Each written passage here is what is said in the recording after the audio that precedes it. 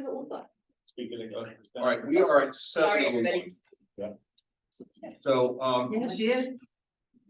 please have a seat. We're gonna get started here. Okay, let me grab my stuff. Sure. Good evening, everybody. Hope you all had a great summer. We will start first by doing roll call. Oh, Keith Ritchie.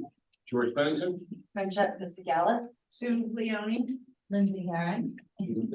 Steve Patterson. Tim You Pumpa. might not be able to hear him. It's our biggest problem without having that speaker. Steve, you can use your hands. I mean, Ken. Okay. Tim Pumpa. Thank you. First order of business is to approve the minutes from our last meeting, which was on July 12th of this year. Is there a motion to approve? I move to approve. A second, Susan, thank you. All those in favor? Opposed, so carries. Thank you. And our first order of business will be Mr. Beckentine, Beckenstein, I'm sorry, on the proposal with the Waveney Conservancy. All right, well, thank you, everyone. Nice to see you all. I am here tonight to just make you aware of a proposal that we've received and would like to pursue regarding woodlands management in the parkland sector of Waveney. Just by way of a little bit of background, when the Conservancy was formed in 2015, one of the first things it did was commission a forestry study of the woodlands in Waveney Park.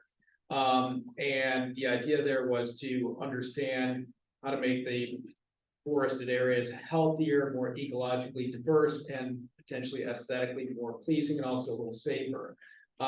Candidly, that report was produced and it was put on a shelf for a few years while we focused on other priorities. But earlier this year, we kind of took it off the shelf, dusted it off, got it updated, and decided that we would like to start implementing some of the recommendations in that report. And just generally speaking, there's a lot of detail in it, but at a broad level, what the report says is that we've got a lot of invasive vines in the woodlands that are strangling trees. We've got a number of non-native trees that are outgrowing and outcompeting other trees that are native to the area. There are a lot of invasive undergrowth, both brush as well as vegetation.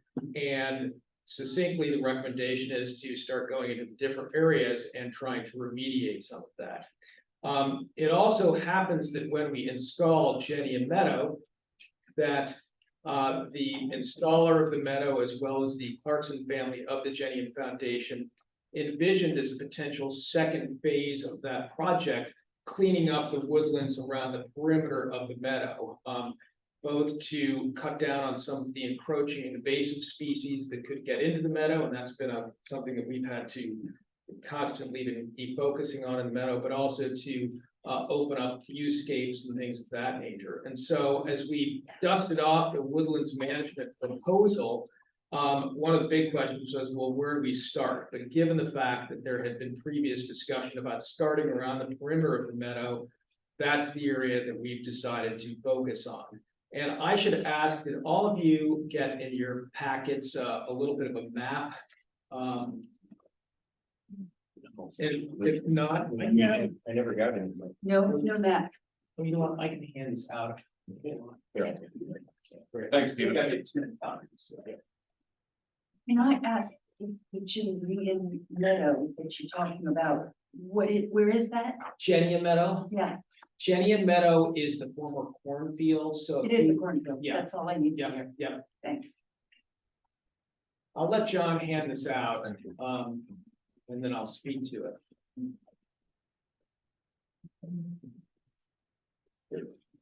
But you can see that I've drawn a circle around the meadow, and the report talks about stands, which are different areas of trees, and they're made up of different species and things of that nature. But there are several stands directly above the meadow to the north, and then there's a stand that's sort of to the south and wraps around the southern edge of the meadow. And the proposal that we're inclined to pursue was put forward by Penn Marshall of Pennington Gray, and he's the individual that installed the meadow to begin with.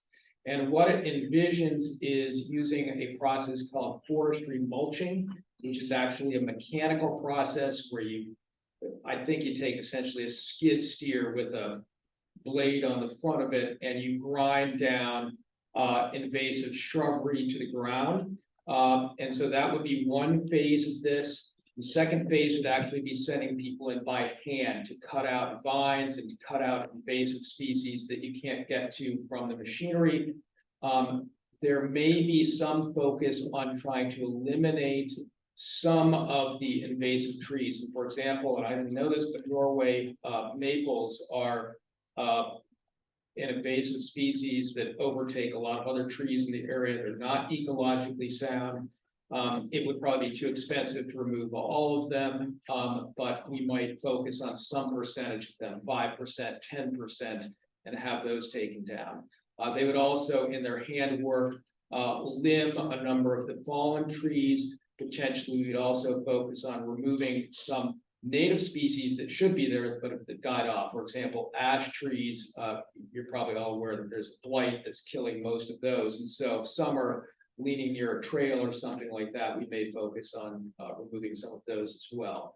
And then in all likelihood, there would be some application, although the proposal we selected has a much lower amount of this than others, of some herbicides. So when you cut vines to make sure they don't come back, you oftentimes rub one end of them with herbicide, the same with tree trunks. And then for some of the vegetation like mugwort and things like that, as we've done other parts of the park to try and keep that down, sometimes you apply a selected herbicide to those plants to suppress them. So that's the general idea of this, and the hope is that it will spur greater ecological diversity in those areas, that it will make the overall area healthier, that it will reduce the encroachment of invasive species into the meadow and open up viewscapes. And so that's what we're proposing. I would also add that that would be a first phase. Penn actually has suggested that going forward, we may actually want to spend some money seeding those areas. And by the way, that area that you've just seen, and that is about a 15-acre area. He suggested seeding those areas with native species, potentially using plugs in some areas to accelerate growth of native species, and in some cases, possibly even planting younger shrubs themselves. But those would be in the future. That would be an additional stage, but honestly, that's very expensive. So it's something that we probably want to stagger over a period of time. So that sort of in a nutshell is what the Woodlands Management Project is that we'd like to pursue. I look at this as frankly long overdue sort of deferred maintenance. You know, in the old days when they had 40 landscapers running around Waveney, they stayed on top of these things, but we haven't for a number of years. So happy to answer any questions you might have about that. Just because it's being talked about so much, the spotted lanternfly, is that in your thoughts here, getting rid of the, what is it, the trees of heaven? Francesca, the answer to that is it's not in my thoughts here. We haven't really discussed that a whole bunch. That is an invasive plant, so that would be I know. one that they'd be taking down. It would. Unfortunately, spotted lanternflies will find other hosts too. Right, So they're in town. I know. Yeah. Thank you. Hey, Steve? And the cost is being borne by the, We're still working that out. It'll be borne by the Conservancy. There may be a town share, but I don't want to get ahead of myself. So we may have some individuals that are interested in funding that as well. The Jennians certainly expressed a interest in the project, but we haven't nailed down exactly how that allocation of spending will go. Okay.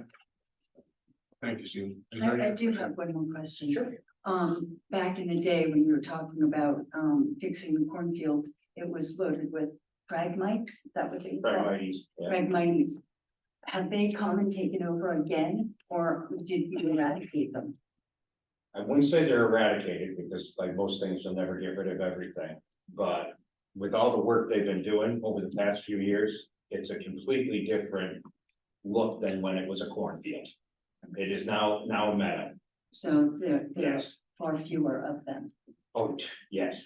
Yeah, we've done it, with Phragmites, we've done a pretty good job on, it's still present, you still have to stay on top, but probably the single greatest invasive that we've really been battling is mugwort over the last couple of years, and it's a disappointment that we haven't made more progress on that, but our meadow people tell us that's something you have to stay on top of, and as the other plants in the meadow become more and more established, they should compete more effectively against that. We are treating it periodically.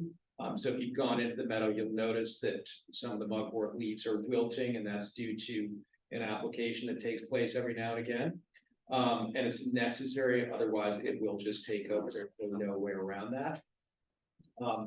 And in terms of the timing on this Woodlands project, I should tell you that, again, we'd like your endorsement, and then we bring it to the selectmen. We would probably start it in either January, February, or March. So that's the time of year, number one, when there's less traffic in the parks, at the, on the days where they have to use the forest mulching equipment, it's gonna be less intrusive, but it also, the ground tends to be harder, so it's a little easier to get in there and do what you need to do.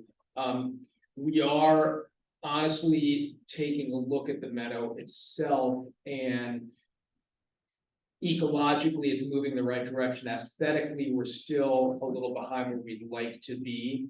And if we're getting some additional opinions on the best way to control some of the invasives within the meadow itself. And if we were to choose to place more emphasis on that again, we might choose to postpone this woodlands management project. But for the time being, we'd really like to sort of get the approvals in place, the endorsements in place, so that if we determine it's the right thing to do, we can move forward with it expeditiously and get all the wheels rolling.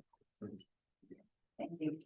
Is this actually something you anticipate being sort of a one and done? You go in, you're remediating, I mean, prior to like floods and things like that, and you're sort of letting then the natives come in, or is it something that you think you'll have to continue in terms of like a maintenance with it? That's a great question. The answer is yes. If you want to do it properly, there will always be some maintenance involved. The maintenance probably in some of the earlier years will be heavier than in following years. If the natives really become established, then they will outcompete some of the non-native species. So the amount of maintenance you'll have to do will be reduced. But if you want to do this right, there is a maintenance component, and that's one of the things we're learning in the Conservancy. I mean, it's been self-evident, but every project we do, you've got to expect that there's a maintenance component that follows it. And if anything, I'll be honest, maintenance is probably going to occupy more of our budget than we've expected. It's just sort of a fact of life, but it's necessary if you want to keep things looking good. Any other questions? Well, thank you, Stephen, for doing this, because I think this is a huge project. Invasive species for the last couple of years has invaded everybody's backyards, gardens. I'm not an environmental expert, but a lot of people say global warming has a part to do with that. So to tackle this project and not band-aid it, I think is terrific. So is there a motion to accept this woodlands project as outlined by Stephen? Motion to approve. Motion, thank you. Is there a second? Steve, thank you. All those in favor? Tim, thank you. Motion carries. Thank you. Next on the agenda is Waveney Conservancy again, change of location for the bench. As many of you know, we approved this. Charles Crookeden was here. He can't be here tonight. Last minute, unfortunately, he's not able to come. So John's gonna take over. Yeah, I've been meeting with Charles and everything, not the best picture, but that's one of the benches that's finished and is now sitting in a container and on a ship someplace, or we hope it's on a ship by now. That's the one that's going to the meadow. So, That'll be up on the rise behind the vernal pond in the meadow. cool. And then the other bench, What's the wood it's made of? Charles could answer that. I don't know. I should. I believe, I think it's a, well.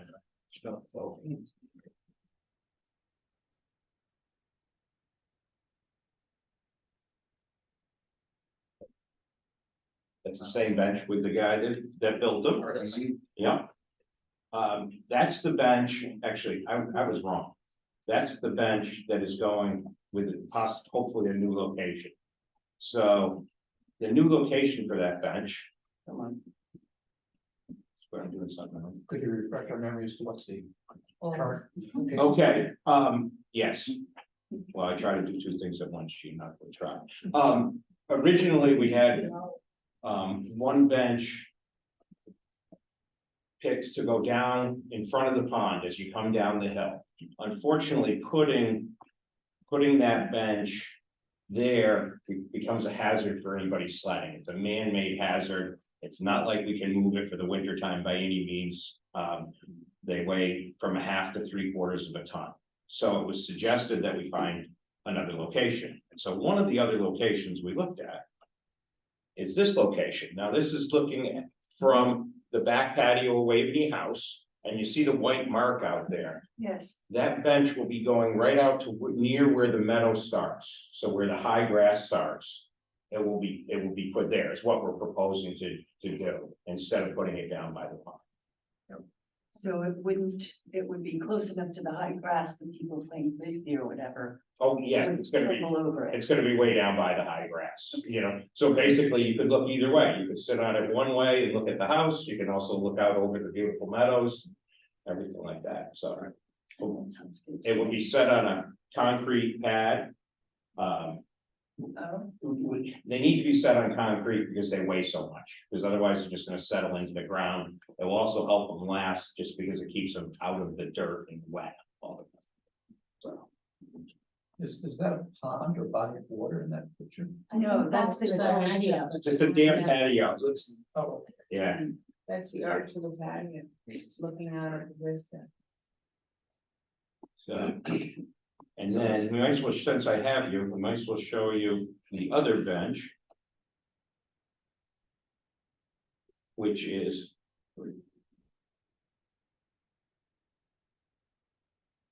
I'm gonna find the file.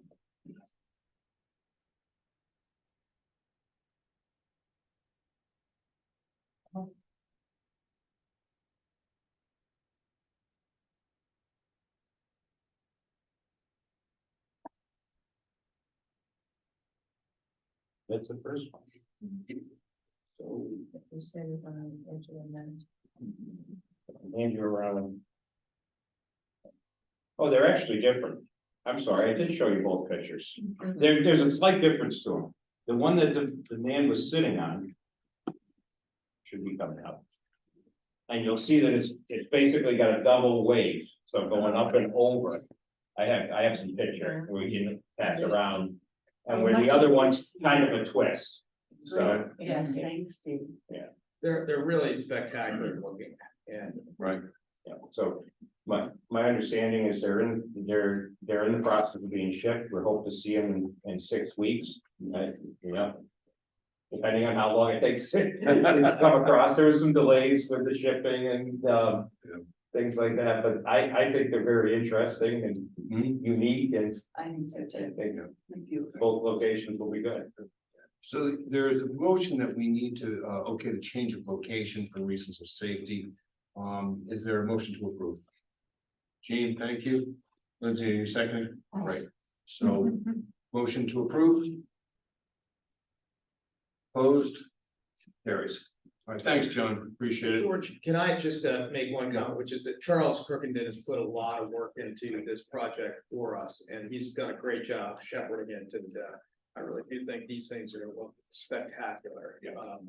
We may try and add a few more as time goes by as we get funding, but he gets big kudos for the work he's put in. Absolutely. I had coffee with Charles about 8 months ago on this topic, and there's a lot of very interesting things you can do with it. Is there any kind of unveiling planned, or they're just gonna appear there and? I think, no, we would like to do some form of unveiling. I think it's gonna be a little bit dependent on exactly when they arrive. And that's been sort of a moving target, so, And also, he can be present.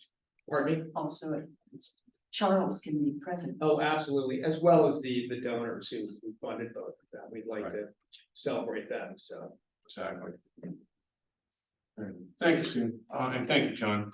Next is, Ms. Esposito on the Kiwanis Club. Hi, I'm Jenny Esposito, and I'm a member of the Kiwanis Club, and I've been a member for about 40 years or so. I thank you for putting me on the agenda and for your time.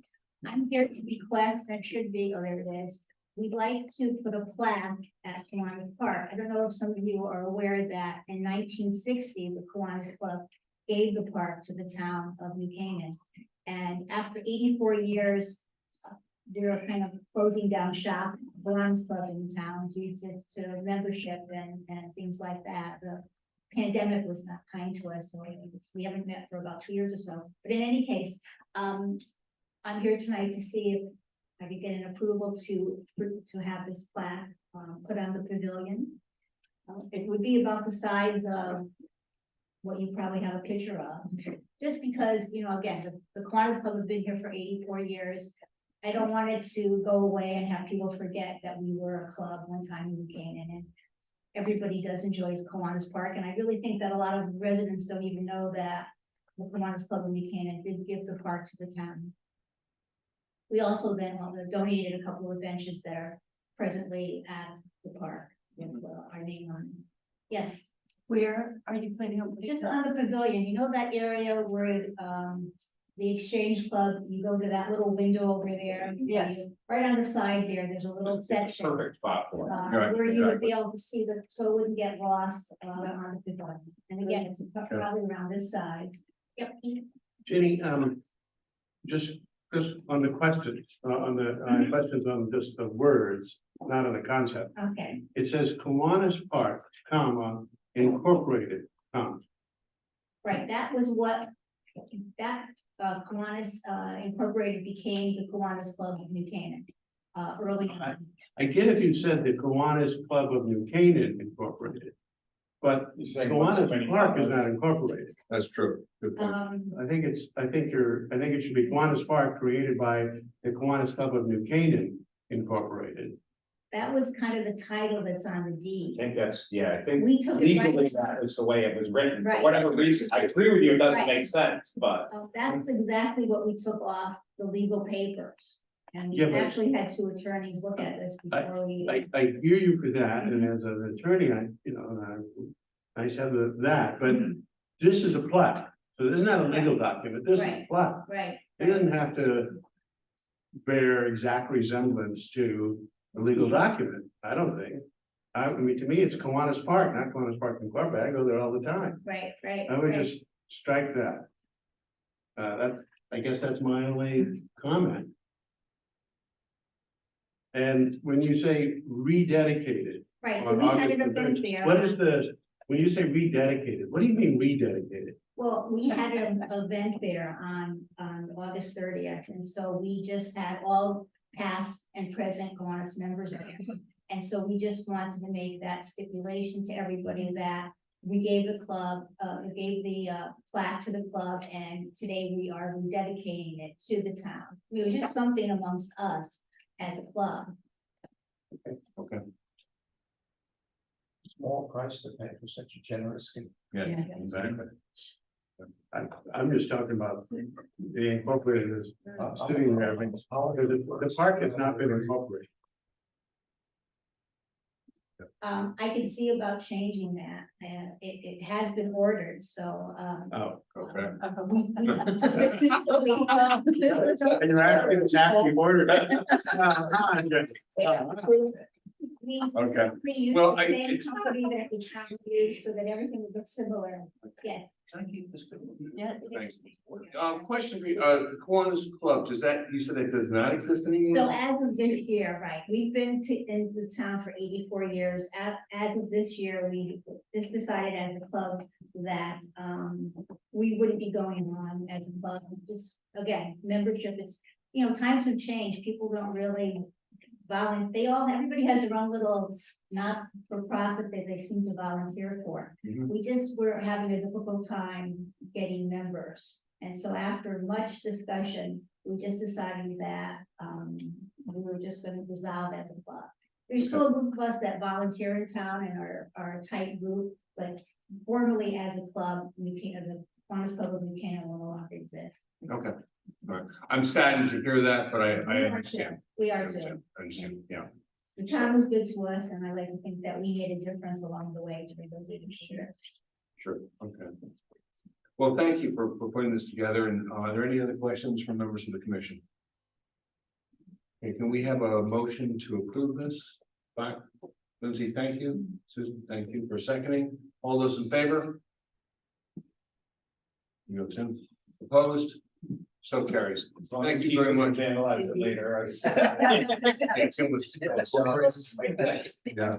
Well, no. If there are any changes, to this, or based on the feedback, can you please coordinate that with John? We should have a quick heads up, so it doesn't go up there and we're going, "Ooh, okay, you know what I mean, that'd be great.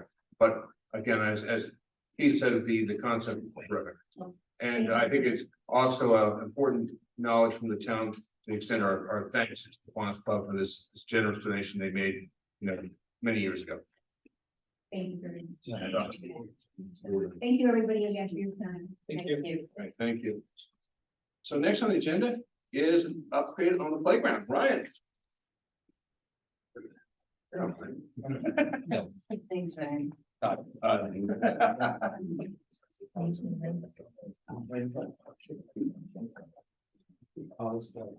Thank you. Thank you. So what Todd's passed around now is just a little site sketch, obviously rough, but, now I'm gonna begin. For those of you who don't know me, I'm Brian Restivo, and I'm the assistant in the Parks Department. So if John, you could slide to the next page. So quick overview, we have an approved budget of $455,000. Some players is a determined committee, some outsourced contractors. Those names are listed there, and I'm gonna go on with explaining kind of all their contributions to this project. So next one. So our objective is to revamp the fitness area that's currently there. That's designed for ages 13 plus. And then we're gonna build a renowned playground designed for ages 2 through 12. So we would like to promote health and recreational needs for all abilities and create an inclusive and top 100 playground in the United States. And I think it's something we can achieve. So the next slide shows the current site. There's some pictures there. They're a little faded, but I'm sure you guys have seen the area before. It was built in October of 2011, and it's just a fitness area currently, 60 feet by 60 feet. And that was funded over 3 years. They funded $70,000, and all those funds went to the entire project. The current equipment is 12 structures, and they're outdated, a little broken down, and they've served their use. So we're looking just to revamp that, and the materials are plastic curbing and certified wood chips. So our plan should be the next slide. The wood chips are just for the adult area. The wood chips are gonna be gone for this next project, so I the see. current, yeah, the existing site is just the wood chips, correct. So our plan now is to fundraise and seek grants. Survey the site, select equipment, develop a design, and then ideally spring of 2024. We'd like to remove the existing equipment and materials, prep and excavate the site. And then install curbing and fencing. And lastly, we would install the equipment and the poured in place rubber surfacing. So instead of that wood chips, we're looking to do the poured in place surface, which is similar to Mead Park right now. Yep. And that has a longer life. So little more expensive upfront, but it's much better off in the long run. So the next one is what you all have now. It's a site sketch. So it gives you a little visual of the oversight. We're gonna do the fitness area closer to the road, and that will be bordered with a split rail fence. And then there will be a playground designed for 2 to 5, 5 to 12 equipment. And that will be the larger area. And it will be bordered with some of the trees that are currently there, and we're planning on taking down 3 other trees to expand the site. So we're looking to do granite curbing as well, which is your blue border there. And we're looking to utilize that existing asphalt path that's there now. Our next, Can I go back to this? yes. Is that the only entrance place? Correct, but there's all entrance points, that's the handicap accessible. So you can Entrance enter way. here. Correct, and it's just grass, so anyone All can right, enter anywhere. Thanks. So our site color scheme, we decided it's best to use muted colors. We had a discussion and figured, Waveney's reputation would be best to use greens, browns, grays. Just so it doesn't really stand out and it kind of limits the eyesore. So as you can see there, that will be the color scheme that we will be using for the equipment, and all the equipment will be greens, browns, grays, or beiges, so. So next, we have the playground equipment. So in the next couple slides, you will see 3 playground structures, and we're having the committee choose and rank the 3 structures. So majority vote will be selected. And you could obviously plug and choose between certain parts of these structures. So say you don't like one certain structure, you can plug that out and place something else. So we're working with a rep from Game Time Playground, and he's gonna kind of come up with that design phase, and we'll consult with him. So each centerpiece structure consists of an ADA accessible ramp, allowing easy access for children of all abilities. And then additional accessible standing structures will be added to the playground area as well. So these next 3 slides will show you some ideas we have. This is called the Campaigner. I know it's tough to see from this area, but No, it's pretty good. so See it well. these will serve as our main structure, and then like I said, we'll have other standing equipment all around it. So if you could slide to the next one. The next one is Blue Island. Doesn't have to be blue though. Doesn't have to be blue, so these colors, it will be green. Yes, correct. That's right. And they're all made of like a composite aluminum, which has in the past has really worked well with Mead Park, because we've used this company before, and they've done outstanding, and it seemed to have lasted longer than the other companies that we used in the past, so. And then the last one is, this is Morocco, a little lower, but as you can see there's the umbrellas, so those you don't have to put there, and those seem like something that could either wear a little bit quicker. They have hard tops, which I think would serve a lot better longevity, and in our area, we really do have a lot of shade, so that's something maybe we could save some money on by just taking that away, so. The next will be the fitness area equipment. So one of the 2 structures that you'll see in the next 2 slides will serve as our centerpiece for our fitness area. This selection will be based on our budget. So the 2 structures listed include training center and fit station. And then the equipment will be scattered around through the fitness area. So it'll be a different orientation than you see on the image is next. And then additional accessible standing structures will be added to the fitness area as well. So this is one example. There's a Thrive fitness structure there in the center. That will kind of serve as a centerpiece if we choose this route, and then some standing structures alongside of it. And the next one is just standing structures. I feel like this serves the best purpose in this area because they have Thrive structures, which, like you saw on the last slide, it seems a little bit inviting to children, and that's what we want to limit. So I think and our committee, I'm sure would agree, and we're gonna discuss this, but I'm sure they would agree that standing structures would serve best in this area, so. The next slide. So we're looking to include some tables and benches. These will mimic others in Waveney Park and other parks in New Canaan. So donors can contribute, as you can see there, that brown bench there. You see them all along the parks and donors can put their names on it, so it's something we can include in the whole site, so. So I'm gonna discuss the duties now. I don't have to go through all the lists, but it'll be on the next couple slides, so. First, we're gonna talk about the committee. Like I said, we're gonna fundraise. The goal is $50,000 or more. And then they're gonna select equipment, and I'd like to have a developed welcome sign and a purpose statement. I put together a little purpose statement for the time being.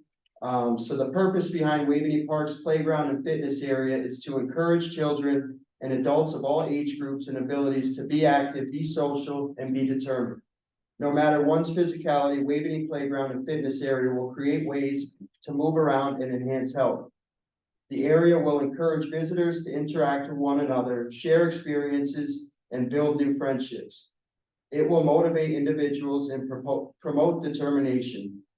Visitors shall set fitness goals and push themselves and others to higher limits.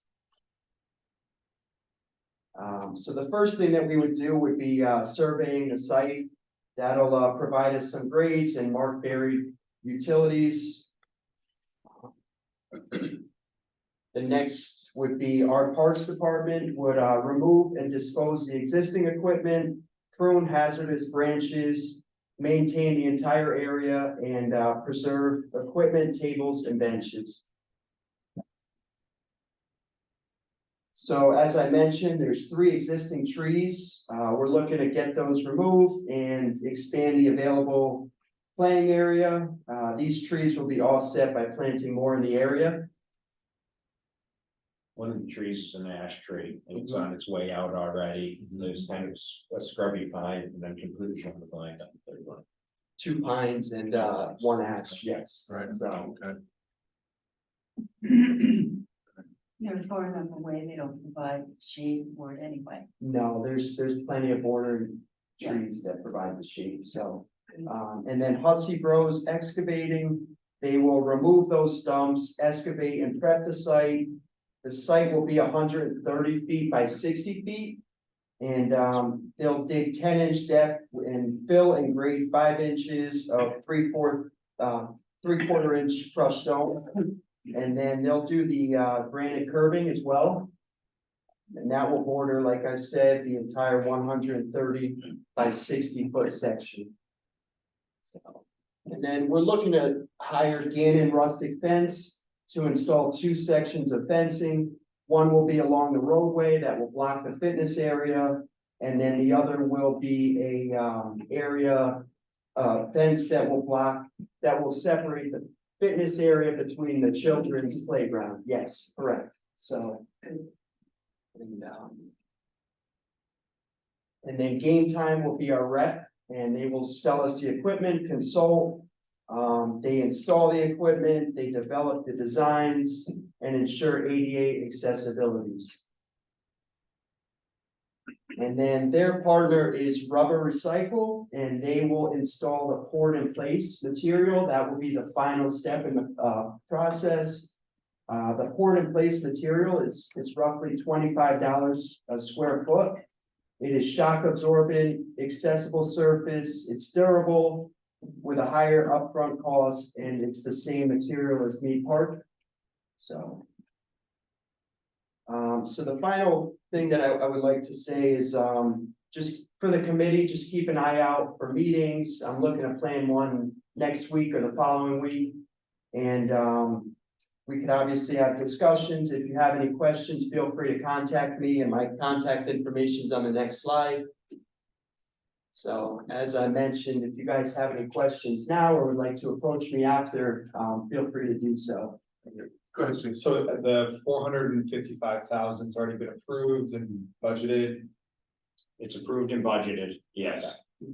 We still would have to go back for approval from the Board of Selectmen for the contracts for any of this work. Okay, It's not like we can just go order equipment tomorrow. and the fundraise is just have skin in the game for people in town and to just assist with it. And prices have gone up, unfortunately. I mean, you expect this to be north of 500,000 as opposed to. Yeah.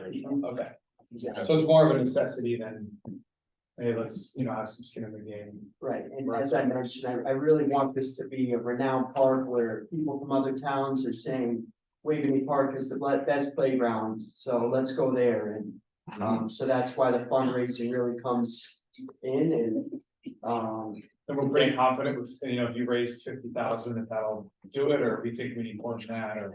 I'd love to do more.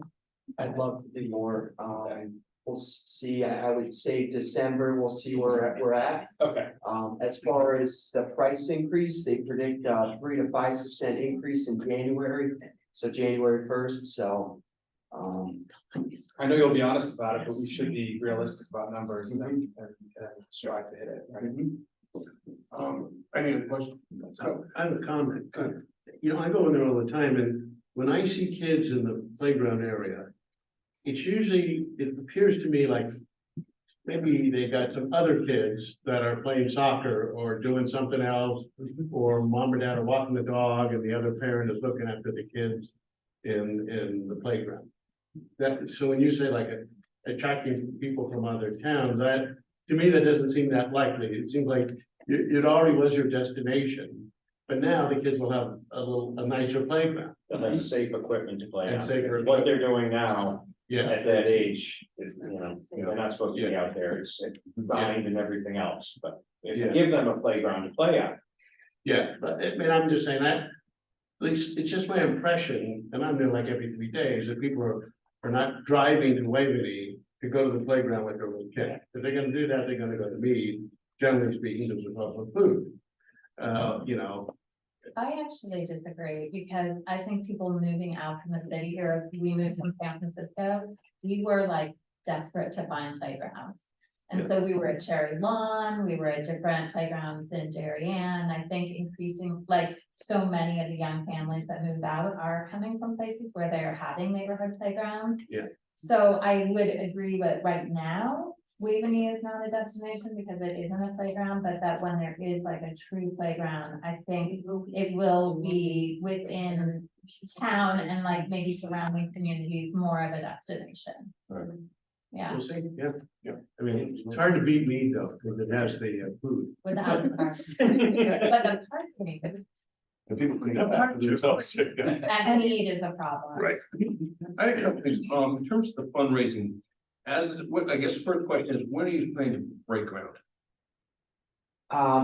April of 2024 would be ideal for the excavating process.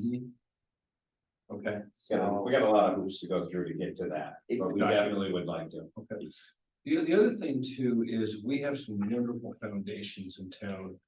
In Community Foundation, and Exchange Club, there's a lot of ones that I would strongly, and I'll, not now, but maybe in January, sit down with you and maybe go through the list and ask each one for $5,000-10,000 each, and we could probably get there pretty quick. Because I think this is, it's targeted, it's youth services, community outreach, and it hits all the check marks. Okay, so let's definitely I'm gonna put that on my calendar in January. We'll sit down and kind of go through everyone. Okay. The applications, they're a little cumbersome, but it's okay. Absolutely, yeah, and I spoke with Monica on the phone. We had a long discussion because she fundraised for Mead Park. So Yeah. she's more than willing to kind of take the lead on the fundraising. I'm willing to Right. help every step of the way. I'm sure the committee is as well. She mentioned a couple that have the community outreach. Community shed, yeah, there's. Yeah, there's there's a few, so. Yeah, I would say, well, let me know when the next meeting is and we can kind of coordinate, maybe have a little separate sidebar in January. Sounds I'm great. sure the newcomers club. Newcomers, Yeah. great point, great point, yes. Fundraisings, gave people bricks, are you Yes. planning to bring pathway to do the It's- same thing? It gives a lot of donors a willingness to donate. Mhm. So it's something that we're gonna consider and think of maybe other ideas as to how we can incorporate their name. So, it's something to consider. We're in the works of it, so we'll figure that out and keep you posted. Ryan, is there any possibility that you could sign a contract prior to the prices going up, like in December, commit to it, or is that unrealistic in terms of like the pipeline? I do not have an answer just yet. That's something I would have to talk to the rep about. We definitely want to get committee approval on all their equipment, so that's the key. The best part, one of the reasons why we wanted to go with Game Time is they have done the purchasing agreements already. So we don't have to truly go out to bid where one company says, we've got the best slide and somebody else says something different. So that's reason we want to stick with. Yeah, I Thanks, just we- didn't know if we could commit in December and say 3 to 5%, you Or know, even. probably have to commit at the beginning of October, and I don't think we have time, Oh, okay. you know. But I'd rather, I hate to spend money we don't have to, but I really think our biggest problem is gonna be making sure we have a great design that everybody's gonna be happy with. That took a lot of work for Meeting Park to get to that point. You remember, Francesca. My other question is for the fitness equipment, is there going to be any information on those pieces in terms of how to use them?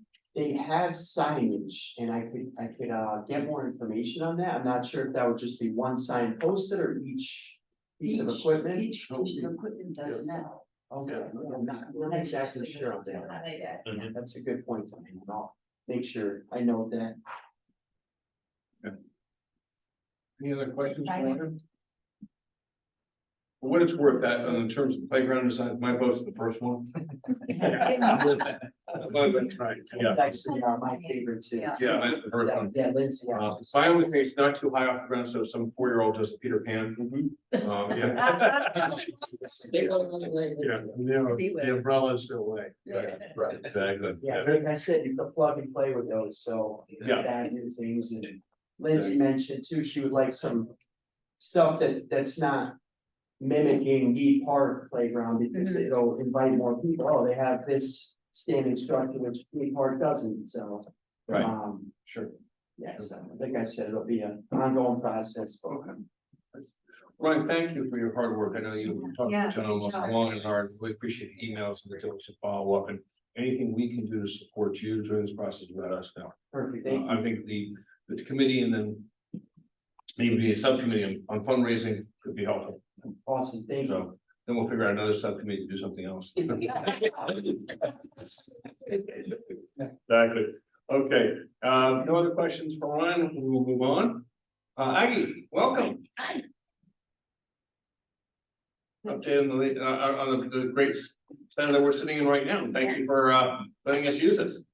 Sue has put a presentation together and I am gonna hand out our 23-page newsletter that came out this fall. And I'm happy to say that many concepts have pulled out. Lots of things in a couple days, which is exciting. Kind of feels pre-COVID number. We're back, Great. we're back. And it's been very exciting the last 2 weeks around here. And it's the attendance numbers are up and the financial numbers are up, and it's very exciting. Yeah, it feels like Lapham has recovered from COVID. Yeah.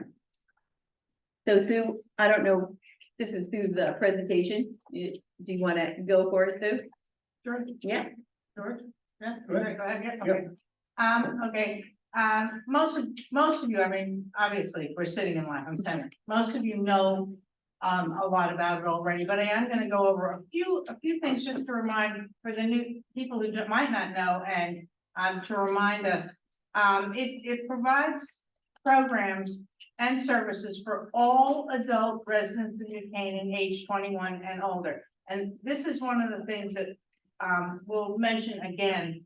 A lot of people still refer to it as the senior center, and if we're trying to get people to refer to it as Lapham, because Community center. the community center or as Lapham, as opposed to the senior center, that's a mentality. it, obviously, that was the genesis of it. They offer, as you all know, continuing ed courses, health and exercise, special events and trips, many classes. There's many events offered during the year, and their goal is to enrich lives and build stronger community and give the members an opportunity to develop new talents, acquire new knowledge, and forge new friendships, which I think it does very successfully. At least I have found that myself. In a little bit of the history, the seniors have been meeting in New Canaan for 70 years, and they originally met in churches for dessert and a program. Then subsequently they met at Waveney House, which is about the time that I came on the scene, when I was at Waveney House. In 1987, a planning council was set up to assess the needs, in the planning council, to assess the needs of seniors. And the senior center then was established. In 1988, an executive director was hired by the recreation department, kudos, and funded through the town budget with funds contributed by the New Canaan Community Foundation, churches, and other groups. And the activities were still held in Waveney House. In 1992, the Stone Cottage was identified as a place. $950,000 was raised for the redevelopment, for the renovation, and it was named Lapham Community Center at that point. By 2001, attendance had increased so much that the house was again renovated to include the second level. The building and the new annex was gifted to the town by the board of directors. The operating costs of the building and the programs continue to be supported by the town through the Parks and Recreation Department. There are a number of regular services that are offered, and I may not get all of them, but a lot of the regular ones are blood pressure clinics, blood sugar screening, hearing screening, ask an attorney, Medicare counseling, support groups. Those are regularly offered to people. The classes are really too numerous to mention, hence the, how many page booklet is it? 23. 23 page booklet this fall, and the calendar, which Aggie has supplied for your reading pleasure. The numbers, the attendance has increased significantly. They very kindly supplied the attendance to me by month, and I condensed them a little bit just to make it a little bit easier to see, I thought, into summer, which Kathy referred to as Lapham Light. The numbers, the fall, the winter, and the spring. 2022, the summer was still being affected by COVID. You can see that clearly in the numbers. It's almost double. It almost doubled. It did double this summer.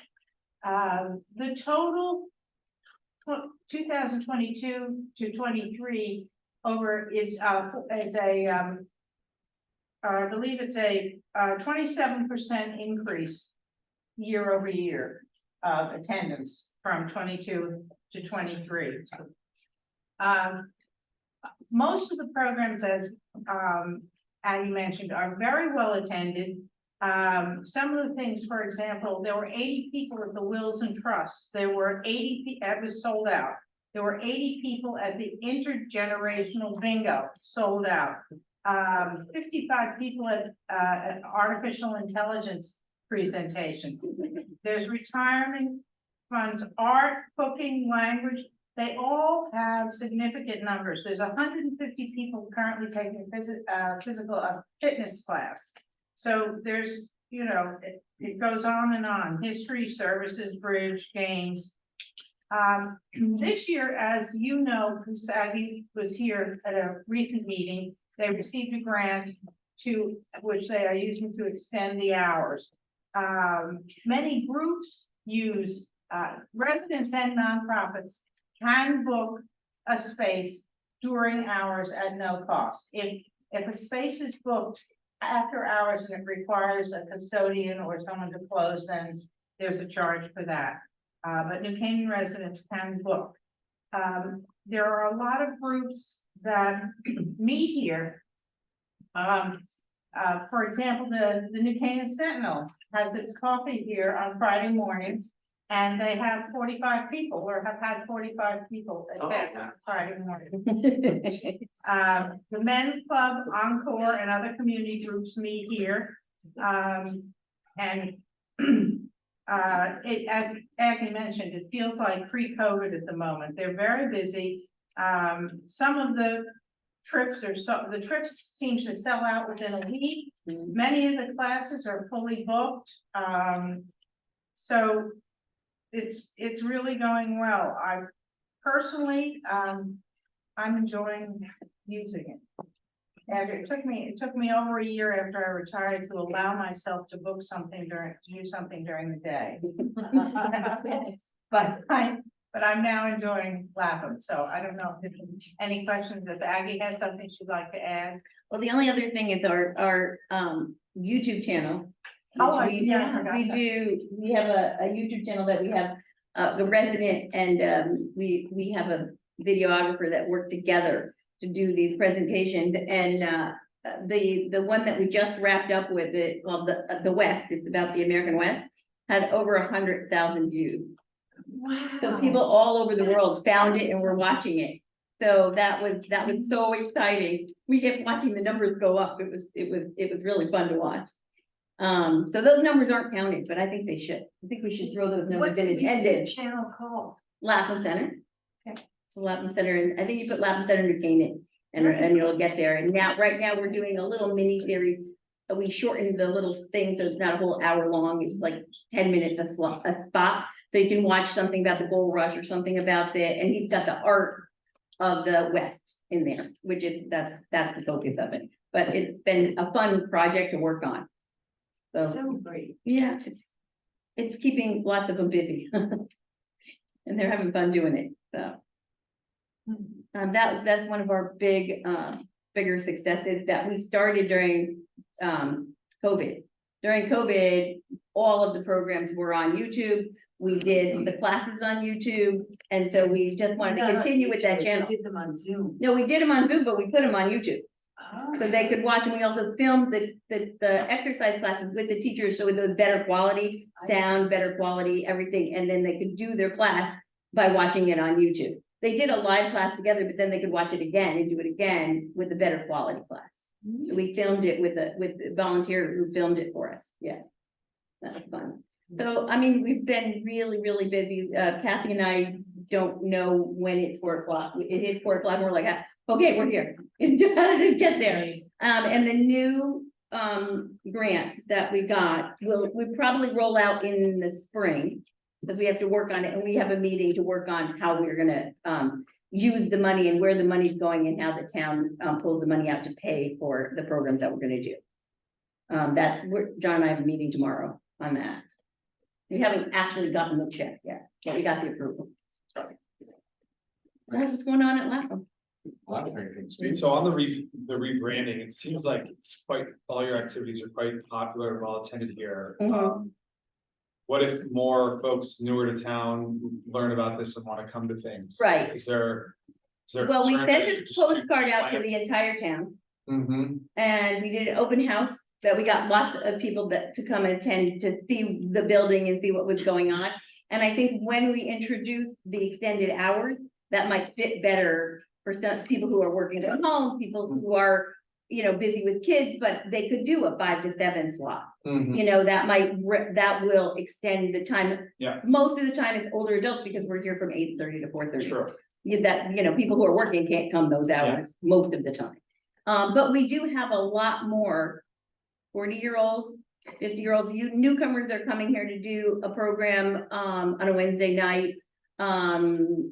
And that I've been seeing a lot more activity in the beginning finance, the beginning bridge, those classes. They're coming in, they find the time during the day to make 2 hours once a week. And so they're coming in, and that's a lot younger group.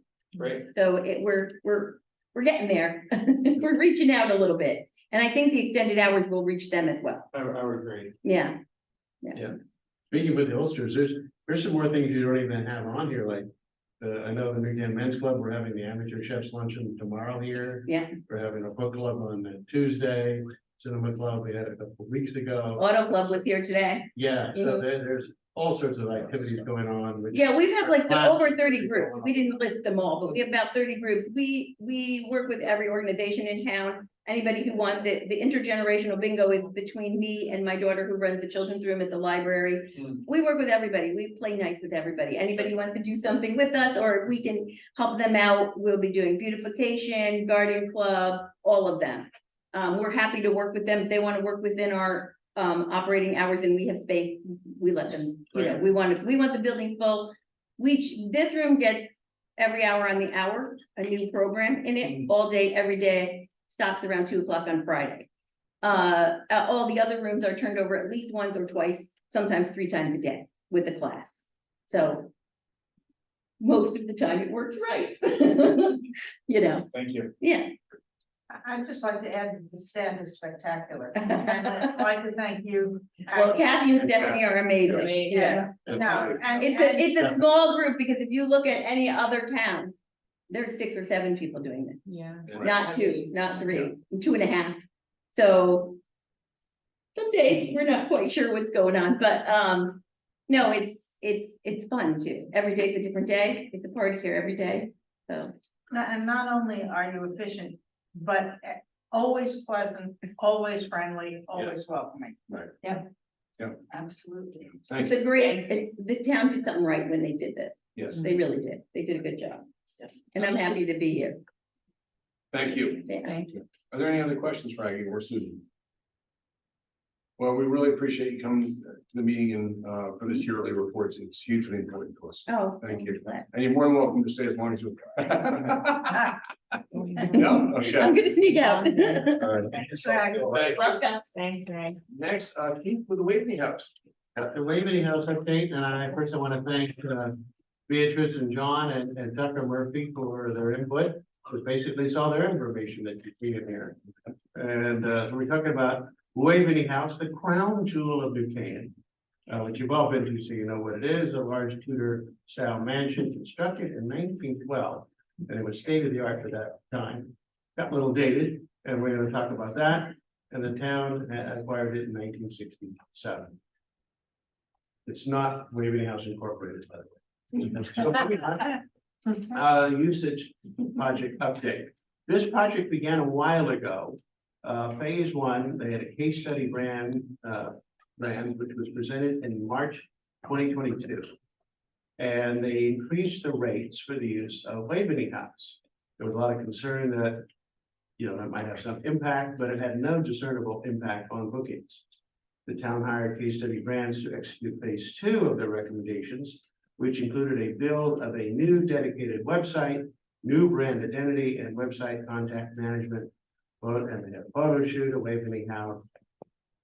And the current status, there is now a dedicated Waveney Weddings location on the Town of New Canaan website, which I put down here in case any of you have a son or daughter who might be getting hitched, as well as it's listed in all the wedding social media sites. At the moment, we do not have a dedicated wedding planner, but B is doing a great job, according to Murphy, and I know it must be true, in working with potential brides and events.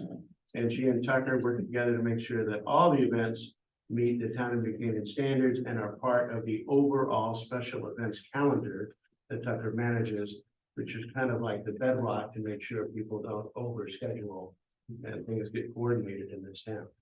Moving on to page 3. That was Judy Knowles, is that right? Who was doing it before? Phoebe Knowles resigned. I know she's gone.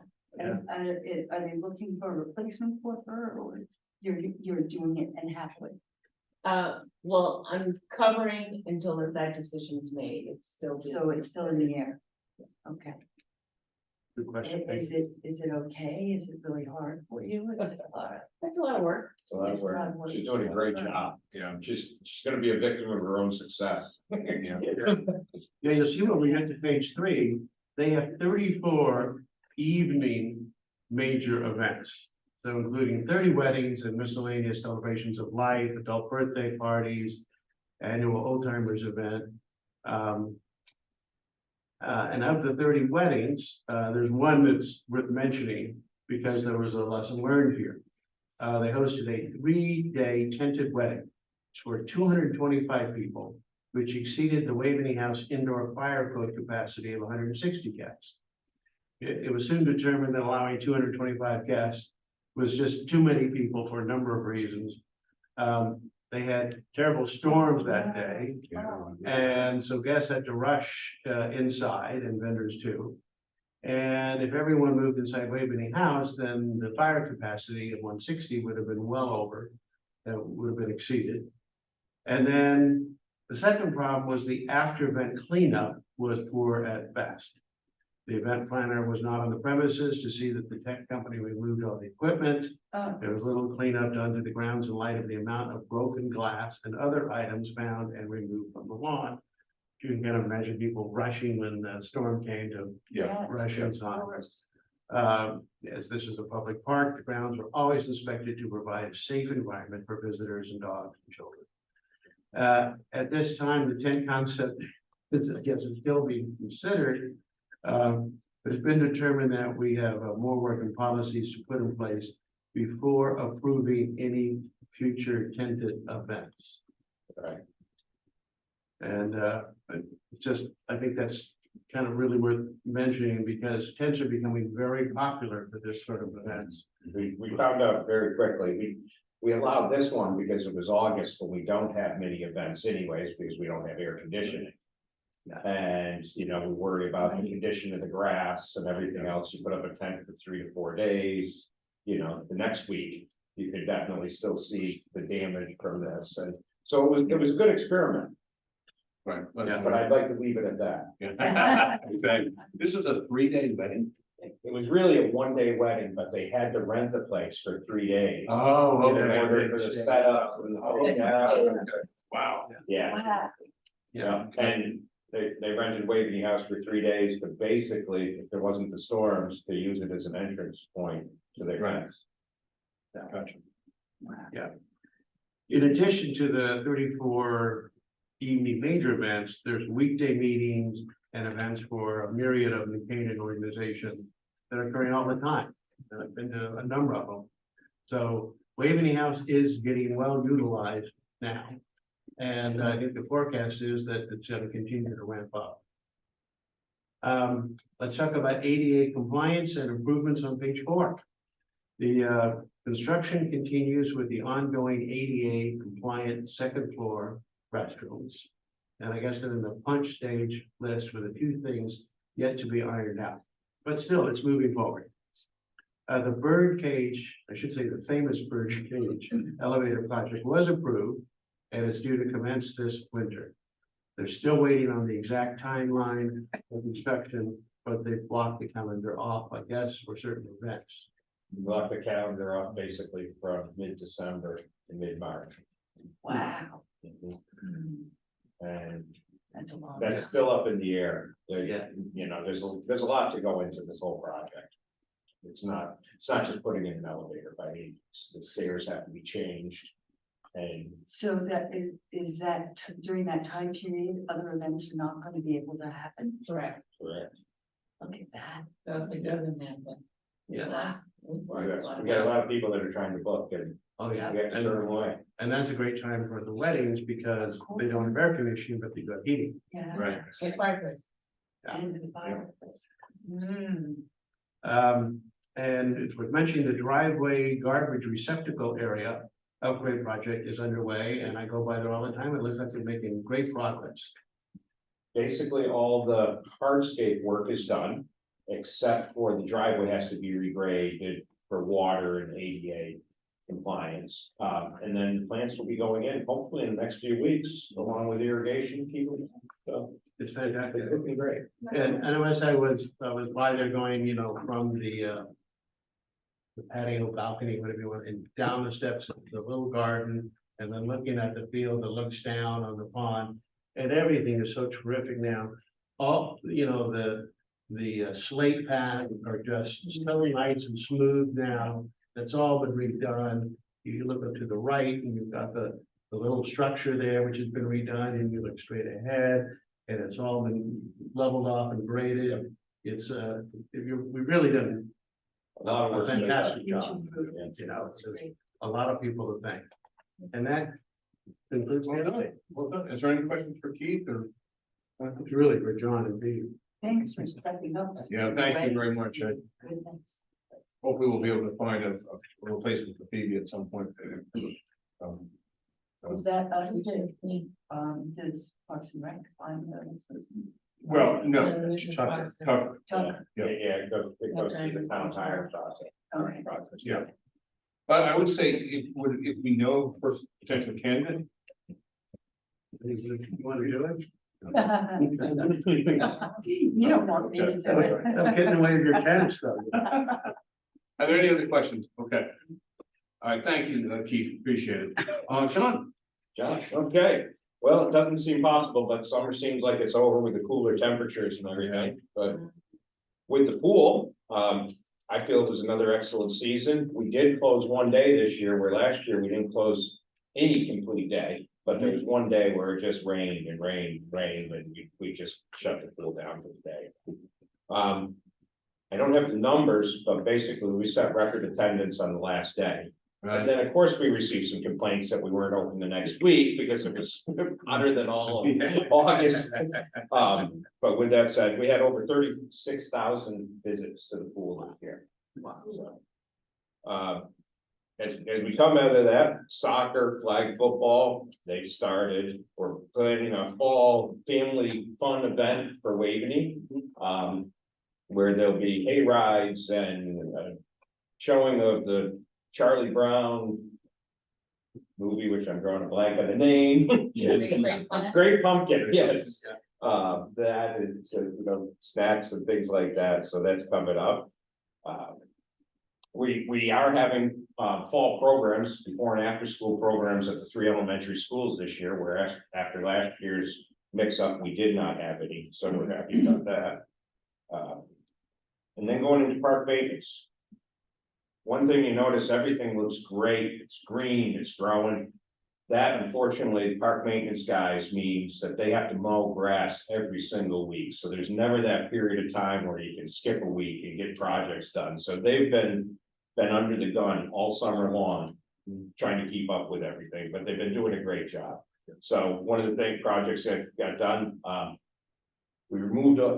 had all the fabric removed, the chain link fence fabric from the Mead Park backstop that was green for years with chip and paint and everything else. The main framework's been repainted and new black fabric has gone up and it just looks a lot better. So there's a new water fountain jug filler at the bathroom. Been aerifying and overseeding a lot of the athletic fields, perfect time of year to get seed down. And the paddle courts are now all set. We did our summer, well, we don't do the work, but we hired the contractor to do summer maintenance. So there's some new nets up, they tightened the screens, they recoated one of the courts, and we're ready to go. So There's still two more nets coming, right? I think 1 and 2 are torn. And I'll have to check on that honestly, because I thought we replaced the ones that needed to be replaced. So I'll have to look at it. yeah, Okay. and also the frame that it stands up on, some of those wood slats are broken through and the animals living underneath. Are you? Oh, the boards where the heaters are. Yes, that's not done by the company. So that we need to get those back up. Okay. So, And the heaters, do you know if the heaters work? Because they weren't working on all of the cords, like 5 only half the cord, but. well, hopefully nobody's turning them on now, but yes. Right, well, except to test them, I hope you are. Yeah, oh, yeah, we'll be ready. All right, good. John, I got 3 things.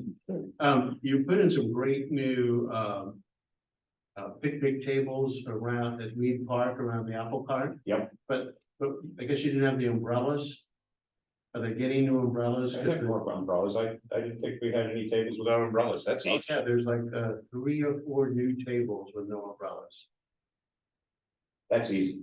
It'll be done before the end of the week. That's great. And then there was, I know a plan to put in the additional paddle courts.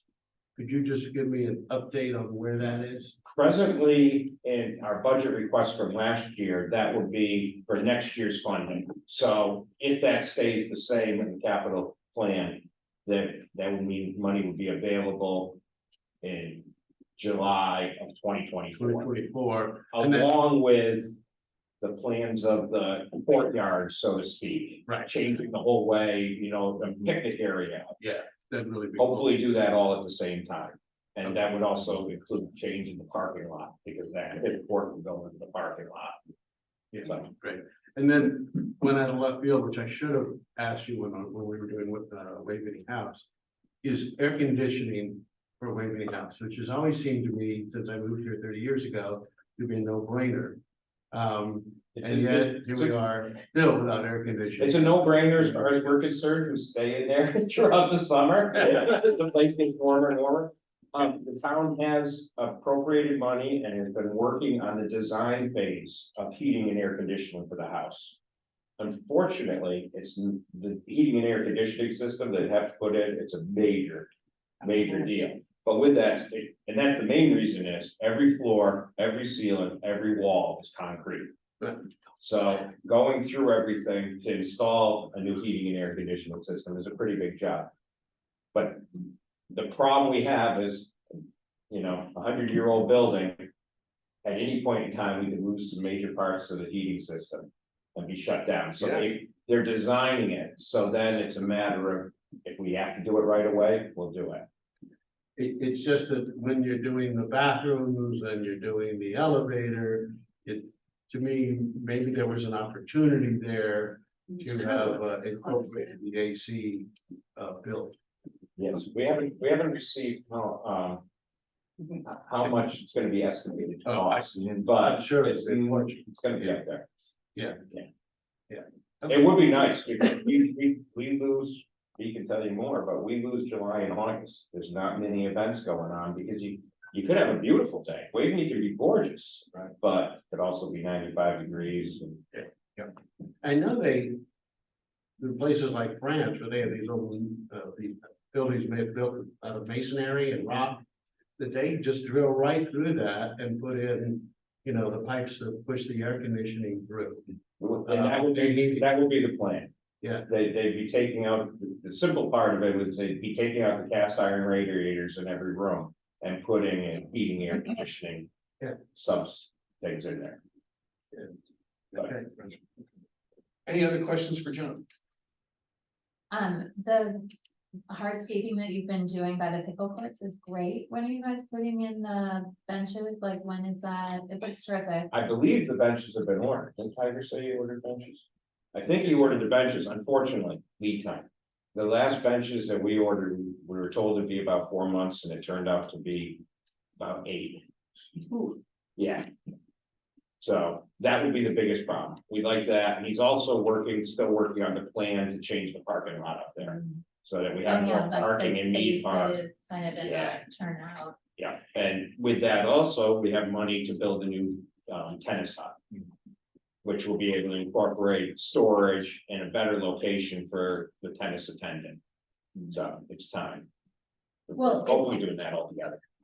It's nice also, recently the pickle courts have like all of the gates have been opened, which is nice, because for a while it was only the first one. Yeah, yeah. I know because of the people playing early in the morning. Yes, unfortunately, we're looking at putting some time locks on the pickleball course to see if that can solve the problem of having to have somebody unlock and lock them each and every night. So. And then I just have one question I saw, I think in the newspaper, but you were saying that you were going to do, or you had borrowed from the racket club, I think, pickleball nets to go on the tennis courts at the high school, but then the tennis players didn't like it. Like, what's the difference between how many people are pickleballing versus tennis? And who can make that decision in terms of like, tennis players don't like it, or? Yeah, you can easily put 2 pickleball courts on 1 tennis court. You can put a little bit more than that but it's real tight. So what the Racket Club let us borrow some drop-down lines, they're weighted lines, and nets. What we found out is the guys would put them out, and then the next day, somebody would wanna play tennis on the courts, and they just push everything to the side. They're also dangerous. You Yeah. trip over them. It's a rubber thing that's, a quarter of an inch thick. Right, And so you can trip over it and they move and they don't touch. So that you have to use your imagination where the line actually is between the spaces that you put these things down. right. I was just wondering because when last meeting we were here, we were talking about people who were wanting to come in early prior to work and everything. We were thinking that that seemed like such a good solve. Mhm. So, Our biggest problem is we could double paint them, but that will affect the high school The high tennis school. matches. So then we're stuck there. What about tape that's removable? I've been advised by the company to not put down tape on top of our surface. We By, will, by the company? by the company that installed it, by Hingham. the circuit. Yeah. Yeah, The service. they say do not put tape on that surface. You will discolor it, you will ruin it. So that doesn't seem like something feasible go forward in terms of like. I don't think so. As much as it was sounded like a great idea, Yeah, I know they use these same weighted lines when they, like in the Racket Club, that held their big pickleball tournament. That's the Yeah. lines they used They for a don't lot of the use courts, those. because that's why they gave them to us. The racket club uses tape and the tape is pulled up after everyone. I know because I go and help Okay. tape the courts. But this is why, when they offered us these lines, they said, this is what we use when we have our big tournament and we need to put out extra courts. It did not work for us, is the simple answer. right. Okay. Well, it'll be interesting because now there are gonna be more pickleball courts available, sort of in the surrounding areas, so it'll just, Yeah, Stanford Mall, is actually Yeah, exactly. indoor ones. and soon enough, you'll wanna put Delaware. Hmm. Soon enough, That's you'll right. wanna Are put there any Delaware. other questions for John here? I'd like to move on. Any other questions for John? Lights on tennis, did you address that? We actually had the contractor was down there today. I think we're very close to having them working. Because you just needed to get them on a timer. with We need to the get them on a timer. There'll be a switch outside the tennis, or not the tennis, I'm sorry, outside the Apple Cart building. Because that's where the power comes from, and you'll go there and you'll turn the timer on. And then they will shut off, I believe I can go to 10 o'clock. So. Any other questions? John, thank you. Great job that you and your staff did over the summer. It's awesome. And I really appreciate it. Thank you. I have just two things on my report. First, our next meeting is on Wednesday, October 11th. So just a few weeks from now. Secondly, the town recently sent out a survey. And Chris Shipper alluded to this at his last meeting about it's a conservation environmental report, but this survey also encompasses a lot of other things. It's very, very general, okay? But I would encourage each and every one of you to take some 15, 20 minutes and fill it out, okay? I think it's important to get this commission's input on it. If you have not received it, let me know. I can, forward you what I had. So I appreciate that. And again, nice to see all of you after a couple of months. So is there anything else, any other business for the this meeting? Yes. Oh, hi, Kathy Mitchell. I just have two quick things. I was wondering, is there any kind of progress about getting handrails going down the steps from the patio onto the? Yes, I was on those emails that you sent to Yeah. Tiger, and Tiger is It's- looking at it, but I honestly don't know where it stands right this Yeah, I minute. see tires. Where is the cameras? Okay. When And last handicapped one. people go up the ramp, At Wavy House. Wavy House. it's very dangerous. And there's steep steps. I don't even go down. Okay. anymore. But I've seen people, and one person was disabled, trying to go down, I thought he was going to fall, even though his aide or whoever it was. Let us, man, we'll follow up on that. And another person Mhm. who was, it's very dangerous. Okay.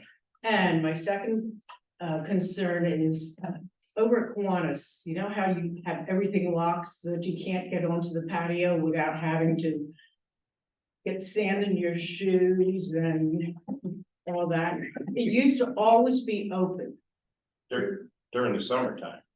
Once the season ended. I they lived closed it. here for 45 years. I've worked in this town since 68, and Kiwanis Park never had the entrance to the beach area locked up. So even if it's just the side, so that you could just go onto the patio. You know where the opposite the Girl Scout cabin is? I Yeah. think there's a gate there. Into If you the could leave that playground? unlocked, Yeah, but can't you go to the playground or go around? I mean, you can certainly go around it, right? Do it with. okay, if anybody who's handicapped comes with a wheelchair, they can't go through sand But why would they be going on that patio anyhow? to sit on a nice day. It's really, have lunch or something, they go on the patio. I know somebody who comes over every day during the summer in a wheelchair. Well, So it, We'll have to look at it. because, all, you know, I don't see any other pond being locked up. Right, So it used to always be open and my kid used to come, we used to go over in the evening after, the park was, after the lifeguards left. So I just feel it should be open so it's easily accessible if you know, even driving up to get a sandwich downtown, you might, where are you gonna go? Okay. If you, like, I live on that side, so you just drive right into Kiwanis and have a sandwich for lunch and leave without having to hassle with sand in your shoes. Okay, thank you, ma'am. Thank Thank you. you so much for your comments. Thank you. Appreciate that. Thank you. Are there anything, any other comments for this meeting? There a motion to adjourn? I move. Keith, thank you. Second. Thank you. All those in favor? I Opposed? So carries. Thank you.